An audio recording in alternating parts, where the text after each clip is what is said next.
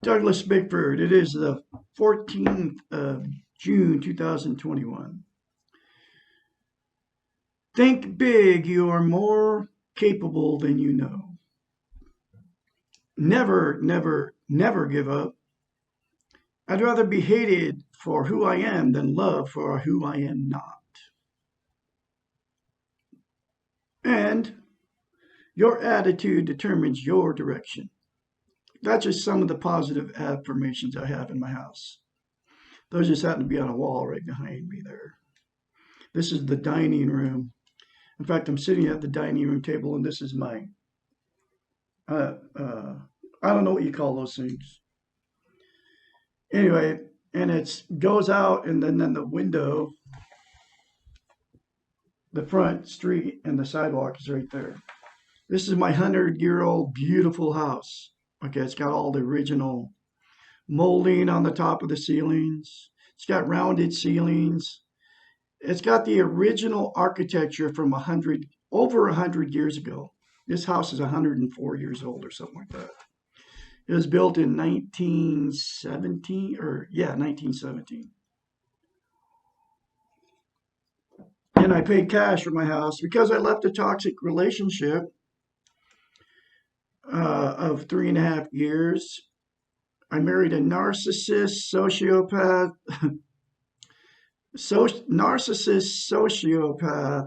codependent, and she was also a freaking psychopath, but she liked killing animals. Okay. She got off on it. She literally took a 308 and shot in the back of the head, point blank range.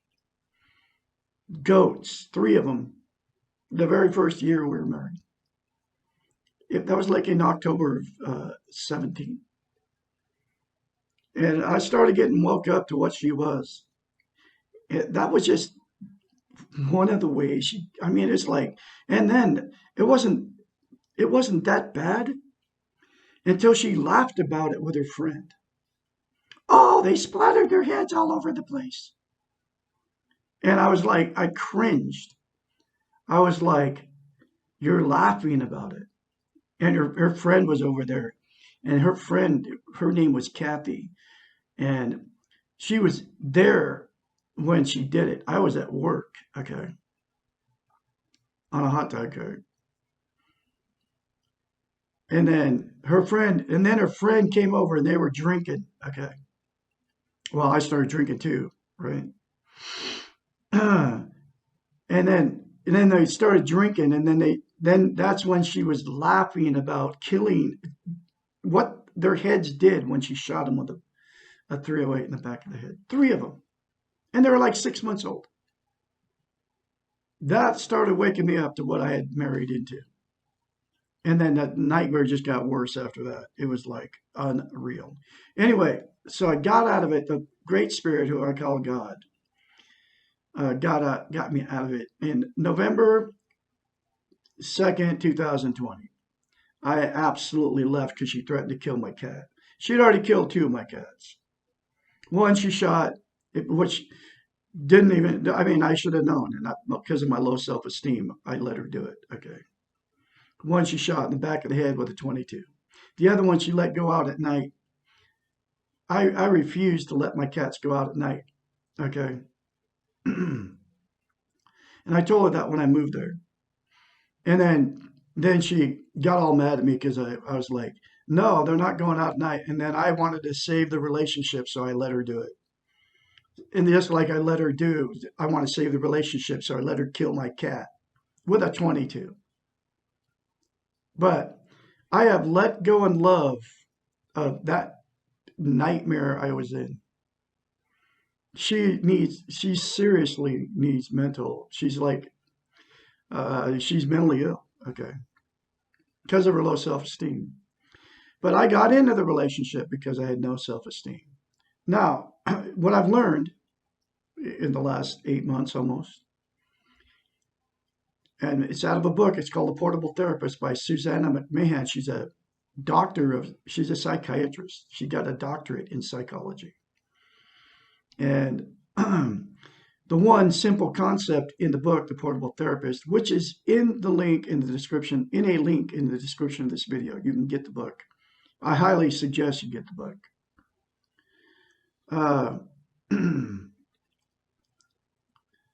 Uh, it's in the link, and the one simple concept that you can attain self-esteem on steroids if you do this one simple concept. It's called mirror therapy. Look at yourself in the mirror and say, I love you. And then say it every day. And then the other thing you say in the mirror, I love my inner child. I'm going to take care of my inner child. And I will never, ever harm my inner child, because we all have it's inner child. And the thing about the inner child, it's basically your emotions. It holds all your emotions and will not let you have your emotions unless you parent your inner child. That's what she calls it. And we all have one, whether you're a man or woman. And it doesn't progress past the age of 2 years old. You get older, but your emotions don't. It protects your emotions. I don't know exactly how it all works, but it's all true. And this is what she teaches in the book. And you have to parent it to take care of your inner child. And you can't have self-esteem. You can't attain self-esteem without parenting your inner child too. And so it doesn't ever progress past 2 years old. So it's like you got a 2-year-old living in you unless you parent it like a kid. I mean, I don't understand it, but that's what she went to school for. So she knows. Okay. Anyway, so you look at yourself in the mirror, say, I love you. Say, I love my inner child. I'm going to take care of my inner child. Those two things. Then get the book, but say it every day, and don't tell anybody you're doing it, because they'll think you're nuts, and then you won't do it. They'll say something to you, and then you won't do it because they told you, oh, I don't know where you heard that, but it's all crazy. Whoever told you that's out of their mind. Okay. So anyway, you can get a hold of Douglas Bickford at 753@gmail.com. But get the book, folks. It will save you from a life of misery. I mean, you will feel the difference. You keep saying that in the mirror. You're going to feel a difference in you when you get around people. And the thing about self-esteem is you can't love or be loved without self-esteem. You can't have a healthy relationship without self-esteem. And that's why their divorce rate's like 75%. Because both people have no self-esteem, so they both are like got 2-year-olds running around inside of them. That's why you fight and drink alcohol and do drugs and smoke pot and drink tons of caffeine, because caffeine's a stimulant, makes you feel better. That's why you smoke cigarettes. That's why you do psycho drugs. And this is the way they want us to be. They're training. They don't want us to have self-esteem. That's why they come up with every commercial. They're always coming up with new psycho drugs that you don't need. Okay. Because they make money off of it. And that's why it's on TV, a fake doctor telling you to take a psycho drug. And then that's why at the bottom, at the very fast stuff that they say, right? At the end of it, well, all the side effects. All the side effects, and it can kill you. And it does kill you. Because they don't want us to have self-esteem because then we buy their drugs. That's just one of the reasons they don't want us to have self-esteem. But nobody's teaching self-esteem on the internet except for me. I'm it. Put down everything you've been taught. Churches, television, your friends, your mom and dad, your grandparents, they don't know. Most of them don't have self-esteem because they've never been taught self-esteem. And that's why I'm here teaching self-esteem. And those two things that you do, if you do it and you say it, and you keep saying it, it will give you self-esteem, self-love on steroids. Period. And I don't want anything from you, unlike 100% of the other videos on YouTube. They all want your view, they want to sell you stuff, and they all do. I'm talking about the Lisa Romanos, the good-looking women talking about narcissists and personality disorders.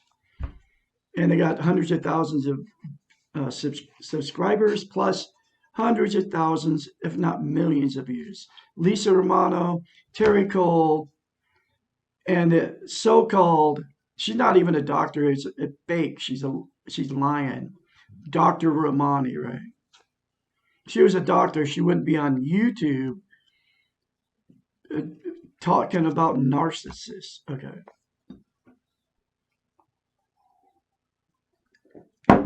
They lie to us about everything. Okay. And then if you notice, all those women are perfect. They are the narcissists that they are trying to tell you to fight against. And you can't fight against a narcissist. You have to, if you're with one, get out and get self-esteem. And I'm a teacher of self-esteem now. So anyway, this is the next. I'm going through chapter by chapter. Sub my videos, like my videos, share my videos.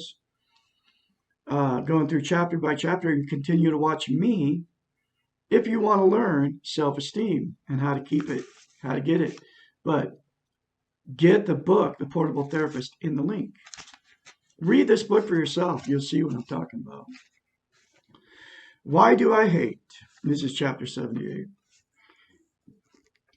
Hatred can be conceived as unresolved anger, unfulfilled needs, and unacknowledged pain which have been externalized onto another person or situation or internalized into ourselves. We tend to hate people who harm us or withhold what we want or need. We hate people who victimize us. When we are victims, we hate ourselves for being weak and powerless. We hate the concept of unfairness because it makes us feel hopeless and out of control. We hate the fact that we cannot be perfect, and we hate our vulnerability in the world. And the reason we hate that fact we can't be perfect is because of the television. Because the TV is telling you that it is a perfect world out there. It's an illusion. And the way you can get away from it, turn it off. Click. We begin by hating others, and we end by hating ourselves. The problem with hating is that it is pervasive and creates a vicious and self-destructive cycle. It is the opposite of acceptance. No matter how deserved the hatred may be towards someone else, our hatred is part of ourselves and eventually turns against us and destroys our own spirit and self-esteem. It is very difficult to love ourselves unconditionally when there is hatred inside of ourselves. Hatred is like the rotten apple in the barrel. Unless the rot is removed, it spreads to all good apples. The best way to deal with hatred is to resolve the anger, fulfill the needs, and acknowledge the pain. Accept that you hate and work on letting go of this hatred. Do not waste your time and energy justifying why you hate or in denying that you do hate, and do not look for support of your hatred because you will probably find it. Hating something or someone will never change the thing or the other, but it will change you in a destructive way. Stop focusing on the thing that you hate and refocus on yourself. Look for the other feelings that comprise the hatred. Become aware of the sadness and anger and the fear that you are involved in your hating. Now, I have let go in love against my ex-wife,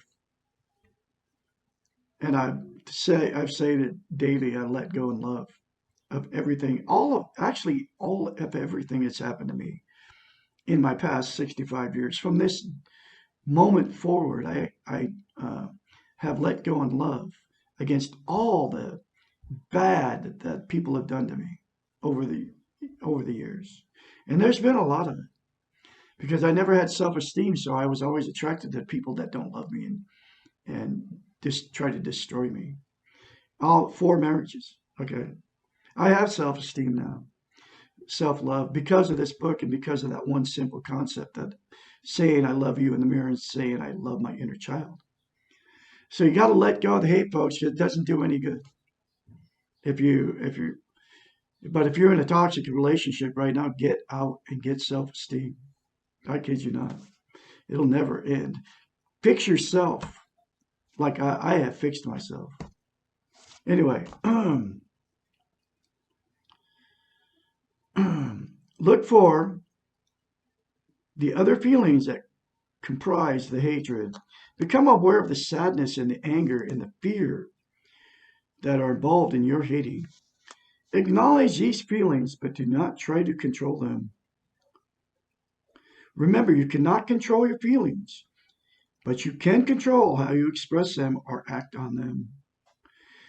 If you feel sadness in your hatred, cry. Grieve what you're missing and let the pain pass. It will, once you have dealt with it. Do the same with anger. Yell, jump up and down, beat up your pillow, write angry letters that you'll never mail. Share your anger with some neutral or supportive person who encourages you to feel without acting rashly upon your feelings. Anger, like all your feelings, will pass if you acknowledge it and let it go. It will become impossible to hate if you no longer feel anger or sadness or fear or neediness. What is left to hate when you have taken care of your feelings and needs? If you hate someone because of the way that person is in the world, then you're involved in judging behaviors. You are saying that you are right and the other is wrong. You are good and he or she is bad. You know and the other does not. The Western model is based on boundaries, perceived values, and criticism. It holds the assumption that we can achieve perfection and that we are in competition with others. The Eastern model, the being model, makes no assumptions. It is a model of acceptance. We are what we are, and everyone else is what they are. We are only responsible for ourselves, and when we hate, we are responsible for our hatred. We cannot control anything except ourselves, but we can choose to stop hating. Others will not change whether we hate them or not. There will always be the pain and injustice and unfairness in the world. Our hating will only add more negativity to the world, which is already overloaded with destruction. Our acceptance and lack of hating may not change all the negativity, but will change our own. We may not be able to clean up the cesspool, but we do not have to add to it. We can let go of hating. It does no good. It's powerful, chap. Powerful book.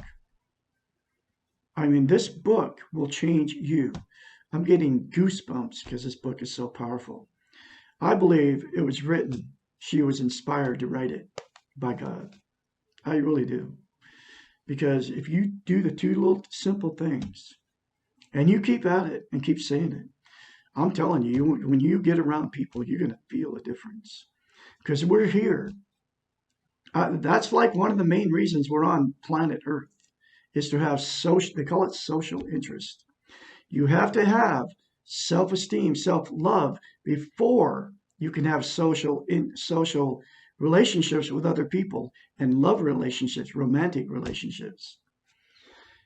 And the Western training model, which TVs, radios, newspapers, Facebook, all the social media, YouTube, Instagram, TikTok, are teaching us that we need to love somebody before we love ourselves, and it doesn't work that way.